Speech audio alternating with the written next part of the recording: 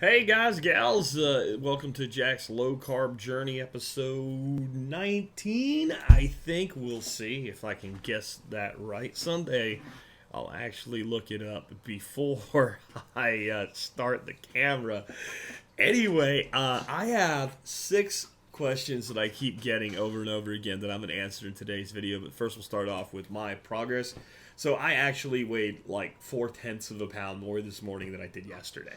And I was like that close to hitting 25 pounds. I have a 25-pound weight I'm going to bring in here on the day I can officially say I'm 25 pounds down. The reason I'm even bothering to make sure that you guys know that is I don't want you guys getting demotivated when your weight goes up a little bit, down a little bit, up a little bit, down a little bit. I actually expect that tomorrow I'll probably be back about where I was yesterday, and then I'll have a big drop. That just seems to be how it is. Oh, and also, I'm doing the 40-day keto challenge. No more people are getting in. We're done. Like, if you're not in, you're not in at this point. If you want to use my spreadsheet and my tools, I'll give them to you, but I can't. Like, I'm done getting people entered into a spreadsheet for like my amateur study. But anyway, my first person hit their 10-day because I had people that had started like a week early. I said, don't wait for me. People started a week late, but I had my first person hit their 10-day, and she's banging, man. Let me just real quick look up the stats here. I'm not giving anybody's names out, but she lost 8 pounds in her first 10 days and 2% body fat. Keto works, man. All right, so here's my 6 questions that I keep getting. Number one is, do I monitor my ketones in my blood and or urine? I get this question here on YouTube. I get this question over on Facebook where I post videos. I got this question this morning from someone who used Facebook Messenger. I get this question in my email from people who listen to my podcast.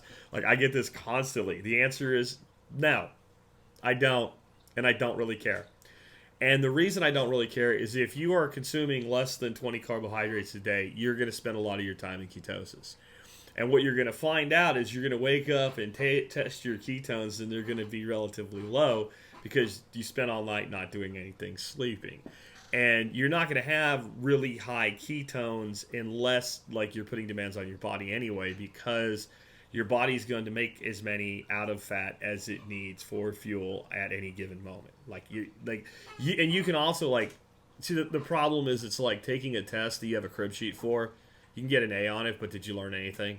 Kind of that way. Like, there's things you can do that can jack your ketones up. It doesn't have anything to do with whether you're going to lose weight or what kind of shape you're in, right? You can take ketones, like literally just like consume them, and you're trying to lose weight. So what you're going to do is give your body that you're trying to put in an energy deficit so it'll burn excess fat more energy. So you might as well just eat more food. You see how that works? So I don't now blood, and also blood sugar is the other thing that people want to know. Do you monitor your glucose? I really don't. That may be a little bit more useful if you're diabetic. You definitely should be doing that, including people that are like type 2, but your doctor just said take this pill or whatever. Like, I really do think it's a good idea to keep an eye on your blood glucose level. I'm not diabetic. On my lab reports when I started all this, I was officially pre-diabetic with full-on metabolic syndrome. We're going to see what that says in 90 days, right? Not 90 days from now, but about 45 days from now, actually. I'll get my blood work done again, and we'll see where I'm at. With blood sugar, I think your A1C, which is your average blood sugar over time, is probably a much more important number. I'm not big on sending people to the doctor all the time and testing everything, but I think basic lab results definitely have value, and maybe, hopefully we're not too soft on volume. I'll lift the microphone a little bit further away. But I think having some basic laboratory numbers are a good idea. Again, I really recommend you check out Dr. Stephen Lewis at Green Wisdom Health. Even if you're going to keep using your doctor for medical stuff, and you should have a medical doctor, right? Stephen Lewis is a chiropractor. He works primarily with nutritional supplements, but the cost of getting your labs done is going to be much lower with Dr. Lewis than your MD. He will send you to a private laboratory. He will order the tests that he thinks that you need. You can talk to him and say, hey, this is what my budget is. I only want to test the things I absolutely have to, etc. And you'll go into this private facility instead of sitting in a great big giant waiting room for hours and hours and hours. You can walk in and, if you're doing urine too, they'll have you pee in a cup within 5 minutes of getting there. And within another 5 minutes of getting there, a phlebotomist will take you back and do your blood work, and you'll be out the door in 10 to 15 minutes. So, I mean, you spend less money, you get the same results, and it's faster, and you don't have to deal with a bunch of bullshit. So that's why I really recommend you at least consider a consult with him, and maybe you'll learn some things about some supplementation you could be using that you can get from him. And if you choose not to, well, you can go ahead and self-supplement if you want to use some other supplemental products, right? So I think you get a lot of information. And then you can take that data and give it to your doctor. And you want to deal with bullshit. Like, I know when my wife ever gets labs done with her doctor and she wants to go to a different doctor, like, and take those results, like, she has to fight tooth and nail. Or, like, when the results come in, we want you to come back in so we can go over your results with you. They're my results. Give them to me. You will deal with none of that bullshit if you deal with Stephen Lewis. So, just a thought on that one. But definitely your A1C, your total cholesterol panel, and going over that with Dr. Lewis is worth doing, because a lot of things that doctors are saying today about cholesterol are wrong. And it's not that Dr. Lewis as a chiropractor is smarter than Dr. So-and-so as an MD. It's that Dr. Lewis has actually read the latest medical information put out by medical journals that the doctors should read that they never have time to read. I just heard from somebody doing my 40-day keto challenge via Facebook who said she's significantly overweight. She went to the doctor, said she feels like crap all the time. Doctor didn't even want to do labs and never even mentioned a word about losing weight loss. And she's like, I feel like crap all the time. Yeah, you're healthy. You're good. Bye. Yeah, so maybe it's worth checking with other people and getting your own labs done. Another question. People keep wanting to ask about the booze, man. And trust me, I understand. Anybody that's ever been at my place for one of the big workshops or something knows I like to party, man. And I like to drink. And I've drank enough alcohol for my whole life, honestly. But when you're losing weight, you need to keep it down to almost nothing, or nothing is better, right? But if you're going to have a drink or two, what are the best choices? Well, let me start out with what the worst choices are. The worst choices you can make are anything with a significant amount of sugar or carbohydrate in it. So a screwdriver like orange juice and vodka would be a very, very, very bad idea, okay? A high-gravity beer that has a lot of carbohydrates would be a very, very, very bad idea. From there, it's not that much different. Let's say we got three choices. We have a wine, we have a low-carb beer like a Miller Lite or Michelob Ultra, something like that. And then we have either straight booze like vodka or whiskey, or a mixed drink with something that's zero carb. All three of those are going to be very close to the same if we're doing one drink. Remember, one drink isn't, look at my bottle of Old Granddad here. I wonder how much fits in my glass. Look, it's one drink. It's 7 ounces of booze that you just toxic bombed your liver with. That's not one drink, right? It's one shot of hard liquor in the 80 proof range. And if you use 100 proof liquor, you get less, right? If you 70, you get a little bit more, but it's just water anyway. Okay. And then, your wine is about 5 ounces of wine.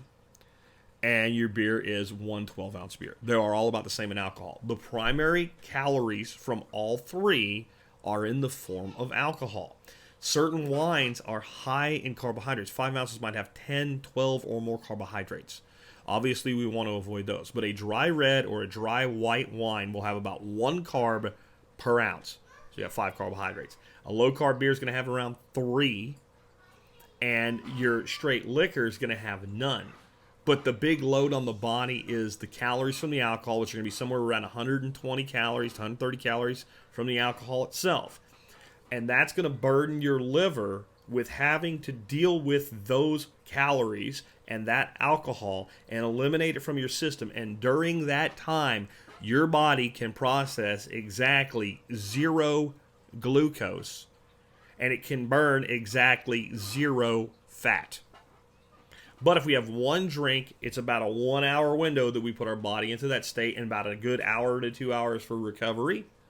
And we kind of go back to normal, drink some water at that point. Maybe if you're on a B12 supplement, add a little bit of B12 on that particular day and go on with life. And if you do that once or twice a week, you probably will not derail anything about what you're doing if you're doing everything else right. Now, if you plateau and you're doing that, the first thing to do is to eliminate that for a couple, 3 weeks and see what happens. That's like your first thing. First thing is that, and maybe pull your calories back 50 to 100 calories. You do that, and 99% of the time, plateaus go away. And remember, measure a plateau over 10 days, not 2. All right. Now, the question that also gotten a bunch of times, and I've experienced this, so I'm going to tell you firsthand what's going to happen next. I drank quite a few drinks, and I lost weight that day. So what's up with that when you say we shouldn't drink? Okay, so alcohol is a diuretic. It's many things. It's a stimulant when consumed in enough quantity. It's a depressant when you have one drink. You'll find, even if you're a heavy drinker in the past, you quit drinking. Don't drink for a couple, 3 weeks. And then have that one drink on Saturday night, just one. You won't get buzzed real heavy from it or anything. But long after the buzz that would be there, if there is any at all, which you're maybe numb from one drink for most people, long after that would be gone anyway, you will conk out and sleep your ass off from the depressant nature of alcohol. It will do what alcohol can do fairly medicinally well, which is help you sleep. You drink more than one drink, and actually, even though you might pass out, you don't sleep well through the night. Well, one of the other effects that alcohol has is it's a diuretic. In other words, it dehydrates us. And as your body's processing alcohol, it has to use more water to get rid of toxins from your body. So if you sit down and have 4 or 5 or 6 drinks on a Saturday, especially if you keep the sugar down and you keep the calories in check, so you've eaten sufficiently small amounts to be able to absorb that 400 or 500 calories of alcohol, that's a lot for your liver to process, and it's going to have a lot it has to get rid of, and you're going to pee your brains out. So you're going to wake up and you're going to be a pound and a half lighter. And the next day it will come right back, and the next day you'll probably put a pound on. Because you're going to throw your body out of kilter. Now, if you're at weight and you're training and you have, like, that's your Saturday and that's what you do, and you don't overdo it, it's a reasonable social night, and you drink the water, like, it'll do this. Bloop, bloop, bloop, and go right back. When you're trying to lose weight, you just derailed yourself for 3 to 5 days from effectively burning your fat.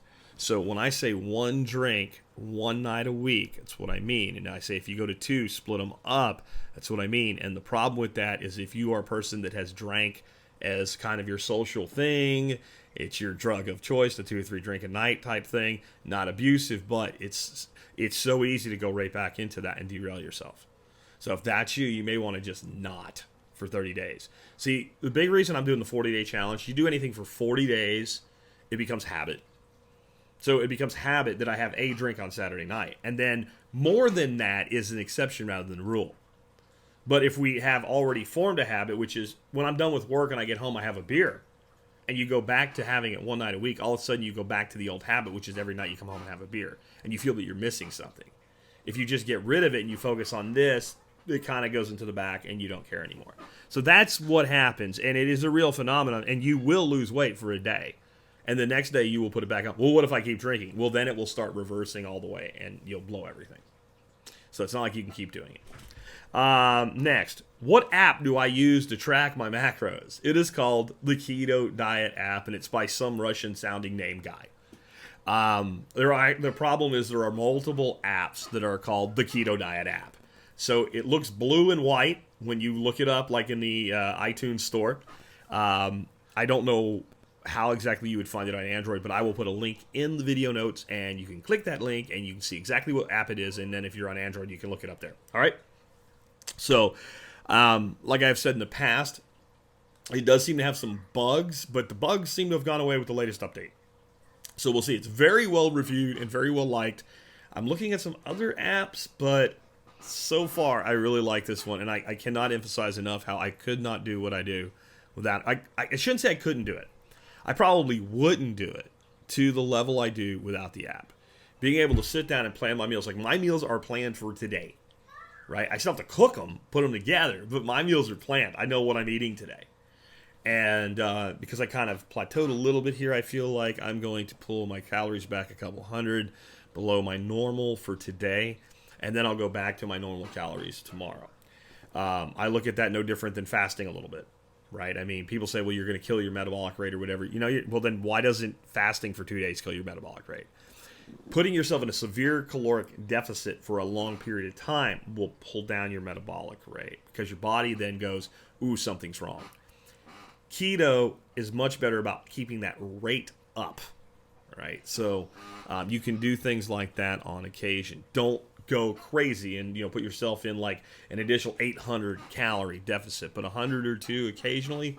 I have found that sometimes it kind of unsticks you, and again, I don't see it as much different than fasting for a day, obviously, but don't do it multiple days. Stay at that deficit you've dialed in, and again, I'm back to calories count. Calories matter. Anybody tells you they don't are wrong. And there's a big difference. And see, the thing is, a lot of people keep pointing to like Mark Sesson and other people that say not all calories are equal. It's not a straight energy equation. I agree with all of that.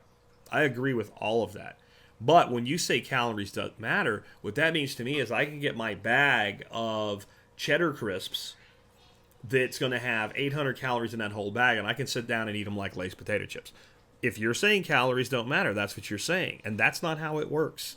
And this has been scientifically tested. And when somebody can show me a controlled study where people eat 6,000 calories a day and they're not, pumping weights and guys with arms like this or something, and they still lose weight, I'll believe you. As far as the elimination theory, and this is something I've looked at too, and I've always said it's possible. The only credible science I can find shows up to about a 4% at the maximum elimination, which means that protein and fat in excess of what you need, your body can eliminate up to about 4% of it without storing it. The body is designed to store energy as fat, and it's designed to conserve that energy. So you have to accept that there is an energy equation. The energy equation being different on keto than on high carb doesn't change that there's an equation. The energy equation having a slight metabolic advantage on keto over a carbohydrate-based diet doesn't change that there's any energy equation. The energy equation that if you're eating whole foods, it takes more energy for your body to extract the calories, doesn't change the fact that there's an energy equation. Calories do matter. I'm sorry. I'd love to believe they don't. If you can provide me a conclusive scientific study based on actual science, not somebody's opinion, that proves me wrong, I will be happy to be wrong about this. The last one. Why do I say to avoid things like keto milkshakes, cakes, desserts, keto breads, etc., especially during initial intervention? And I get this question a lot more. We have a TSP, which is my survival podcast, the survival podcast, we call it TSP. We have a TSP keto group on Facebook, and I get the question there quite a bit. I have a lot of people that are in my audience that are long-term keto people that post pictures of like chocolate peanut butter keto milkshake. And it's keto. I mean, if you look at it, it's the carbs are fine and whatever. And these are people that have already lost most of the weight they need to lose. And I don't have a problem with these things, especially if they are occasional. The reason I'm telling you to stay the F away from this shit during your intervention phase is you are a heroin addict. Okay? You are letting yourself have pseudo heroin if you start making keto chocolate cake and keto biscuits and keto this and keto that and keto shakes and keto ice cream and keto pudding and all that crap. You are basically hanging out with people. So think about it this way. You're a heroin addict. You decide to get off heroin. You start going through detox. You get through initial detox. You're not sick anymore. They don't have to give you methadone to keep you from dying or whatever they give you. But you are still an addict. And you start hanging out in parties where people are shooting up heroin.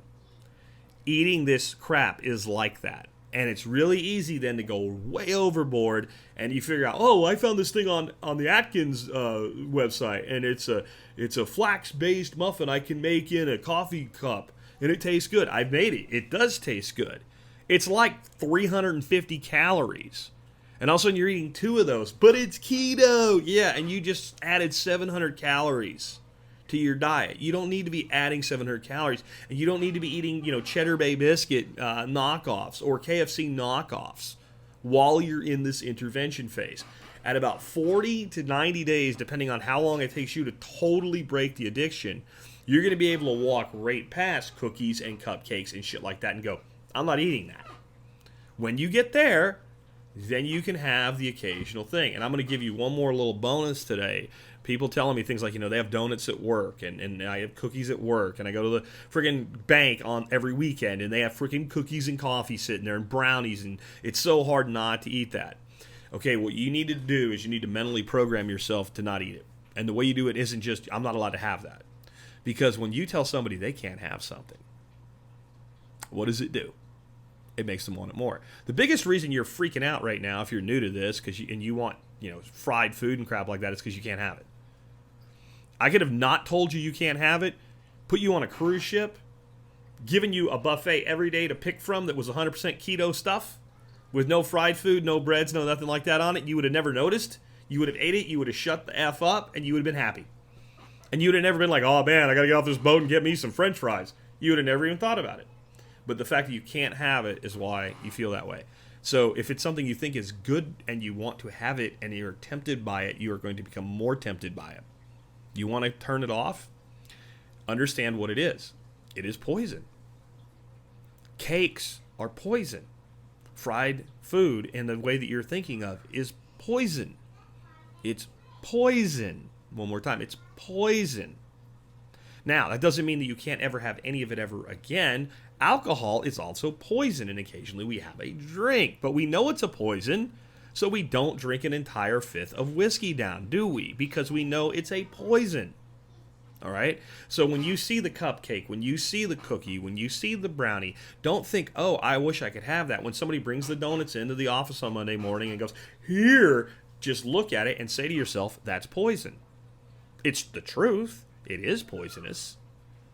It's made you sick before. It'll make you sick again. It'll ruin your chances to get back to good health. Now, the funny thing is, when you look at it and say that's poison, you don't think to yourself, gee, I wish I could have it. You think that's poison. You probably have to tell yourself that in the same situation. So each type of exposure you have is about 7 times. We learned that in marketing, that if I touch you 7 times, you come back and I at least touch you 7 times, I'll turn you into a customer.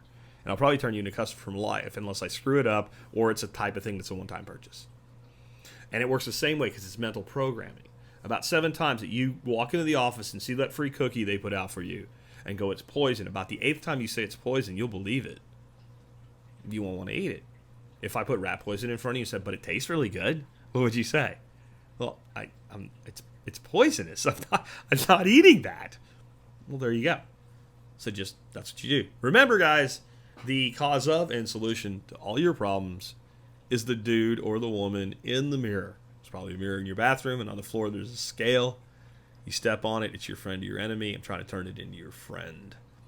And with that, hey, subscribe to my channel if you haven't already. And if you think anybody can learn from this, suggest the channel to them. Take care.